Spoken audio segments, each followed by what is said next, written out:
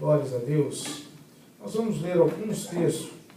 O primeiro que eu quero meditar com a igreja está em Romanos capítulo 5. E o verso de número 3 até o verso de número 5. E depois nós vamos ler também Coríntios, capítulo 12, verso 9. Amém? Todos encontraram? Romanos? Amém. Capítulo 5, verso 3 diz assim: E não somente isso, mas também nos gloriaremos nas tribulações, sabendo que a tribulação produz a paciência, e a paciência a experiência, e a experiência a esperança, e a esperança não traz confusão, porquanto o amor de Deus está derramado em nosso coração pelo Espírito Santo que nos foi dado. Aleluias. 2 Coríntios, capítulo de número 12, verso de número 9. 2 Coríntios, capítulo de 12, verso de número 9. E disse-me: a minha graça te basta, Aleluia. porque o meu poder se aperfeiçoa na fraqueza. De boa vontade, pois me gloriarei nas minhas fraquezas, para que em mim habite o poder de Deus. Aleluia. Toma o teu assento, por gentileza. Eu quero seguir aqui nesses minutos que nos resta, 20 minutos, 25 minutos. Ontem nós estivemos falando do capítulo 12 de Jeremias, verso de número 5, em que Jeremias está se queixando diante do Senhor, e o Senhor diz para ele: você está se fadigando, correndo com homens que andam a pé, imagine você disputando com os cavalos. E falamos bastante sobre o chamado de Jeremias, que ele foi chamado, escolhido por Deus, como eu e você. Deus fez menção de mim, de você, de Jeremias, de Paulo, mas ele não disse que iríamos passar simplesmente por momentos bons. Jesus, ele disse que teríamos aflições, mas que deveríamos ter bom ânimo. Deus diz a Jeremias, dizendo: pelejarão contra ti, mas não prevalecerão contra ti. E falamos da dificuldade que é.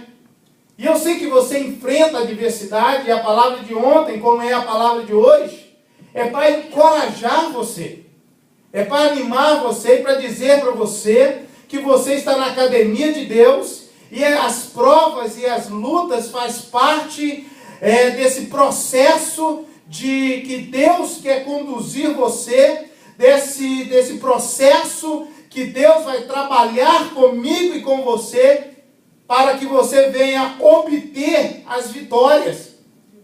E você precisa estar entendendo isso, que as provas, as adversidades, os problemas, as percas momentâneas, não quer dizer que Deus não está contigo.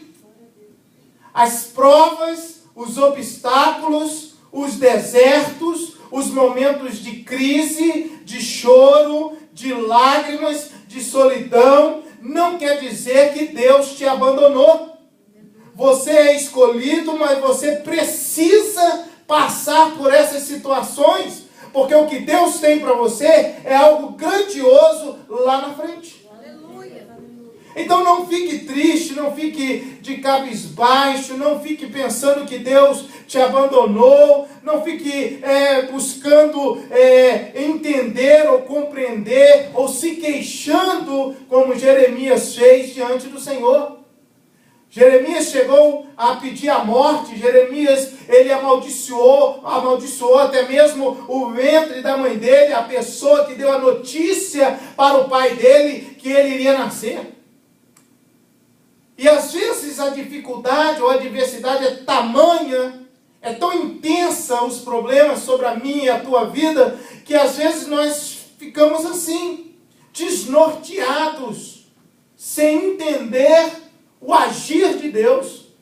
E começamos a pular daqui, a movimentar de cá, a tentar entender ou a tentar resolver os problemas por meios humanos. E nós não podemos fazer isso. Às vezes nós olhamos como Jeremias olhou para o ímpio e estamos observando ele prosperando e não entendemos.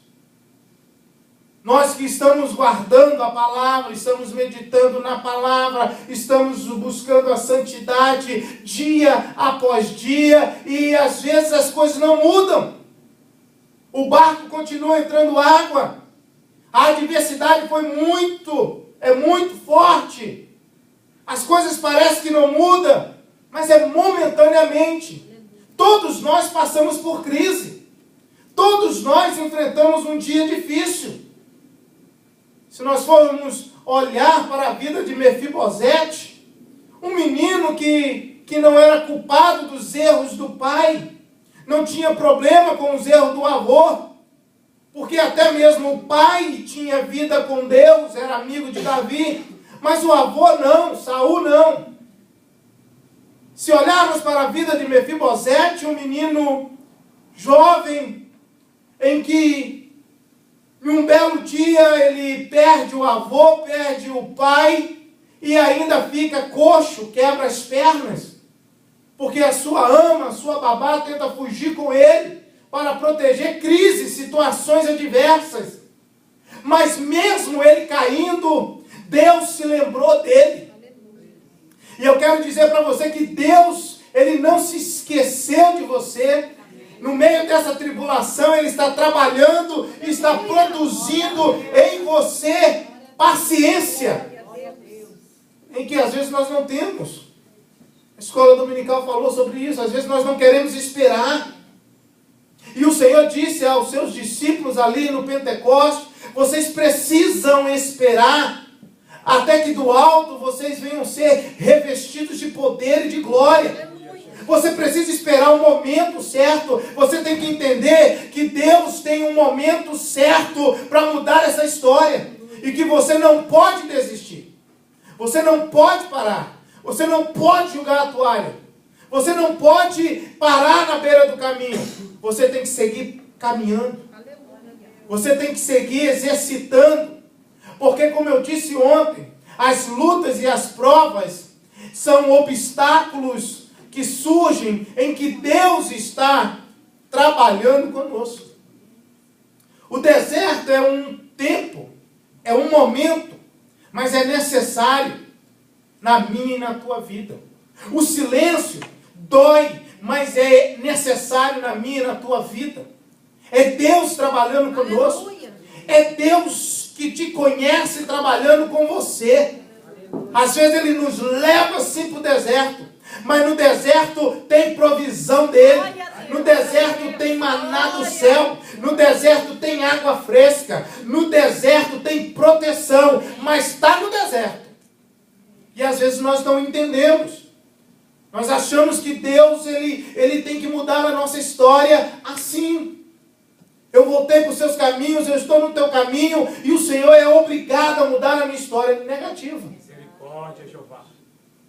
Precisamos entender que Deus tem um tempo, e Deus está trabalhando comigo e com você. Ele está lapidando a minha e a tua vida, e no momento que Ele achar que eu estou preparado, Ele vai fazer chover na minha vida. Glória a Deus. E às vezes nós não queremos esperar e achamos que Deus está demorando.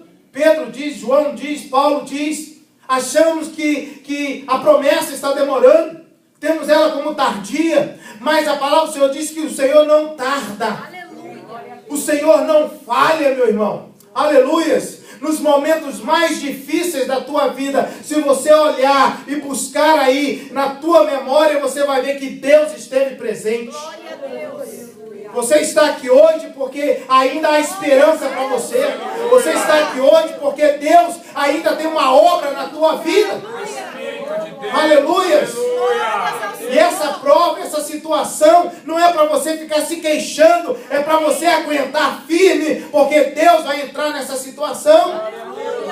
Ele já está trabalhando.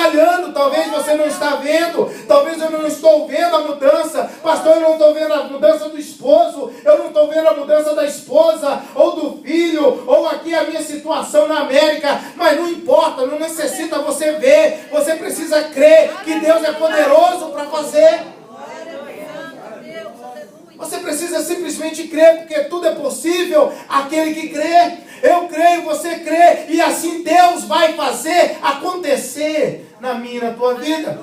Se a minha fé diz que sim, Deus vai dizer que sim. Porque sem fé é impossível agradar a Ele. Então Deus está trabalhando, Deus está mexendo, Deus está moldando o meu ser, Deus está colocando uns obstáculos maiores para mim, para você. E às vezes nós não entendemos. Mas por que obstáculos maiores? Porque Ele tem coisas grandes também para você. Você precisa permanecer na academia de Deus. Você precisa continuar exercitando. Não adianta parar, não adianta desistir. O treinamento é intensivo. Precisamos continuar levantando esse peso, trabalhando. E não adianta olharmos para o mundo. Não adianta olharmos e comparar o mundo conosco. Nós somos totalmente diferentes. Nós não podemos nos igualar com o mundo, nos moldar com o mundo. Nós somos luz do mundo e sal da terra. Aleluia! E todas as vezes que o homem, como Jeremias fez, ele olha para o ímpio, ele olha para aquele que é infiel, ele vai começar a ver algo ou a prosperidade na vida deles. E aí é pior a situação para a gente. Porque você está na prova. Você está servindo a Deus e está na prova. Você está servindo a Deus e a despensa não está tão cheia assim. Você está servindo a Deus e você perdeu o emprego ontem. Você está servindo a Deus e o carro quebrou. E como entender isso? Como compreender esse agir desse Deus que te escolheu, que te chamou? É Deus abrindo os meus e os teus olhos e dizendo: eu não sou Deus de coisas materiais. Aleluia! Eu sou Deus de coisas eternas. Glória a Jesus! E enquanto o homem não entender que Deus é Deus de coisas celestiais, ele vai se queixar. Ele vai reclamar. Ele vai ficar insatisfeito com as situações. Ele vai se decepcionar com pessoas. Ele vai se decepcionar com as coisas. Porque a tendência do ser humano é olhar para essas coisas terrenas.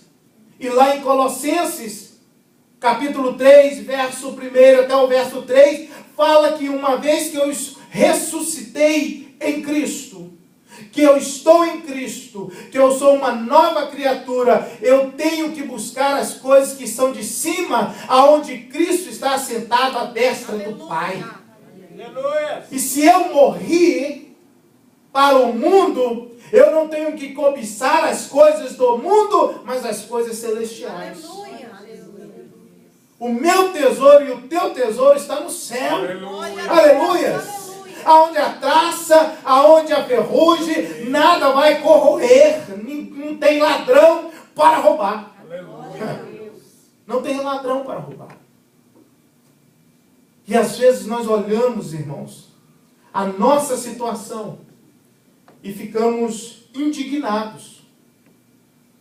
Nós olhamos para nós mesmos e pensamos: mas Deus podia fazer melhor para mim. Hã? Jeremias falou isso. Deus, eu quero ter uma conversa com o Senhor. Estou gostando da minha situação, não. É, Jeová. Você pode fazer? Pode. Fazer prova do Senhor? Pode. Se você merece. Se você tem condições. Se você é fiel. Você pode chegar diante do Senhor. Deus, muda esse cativeiro. Me tira desse poço. Me arranca daqui. Me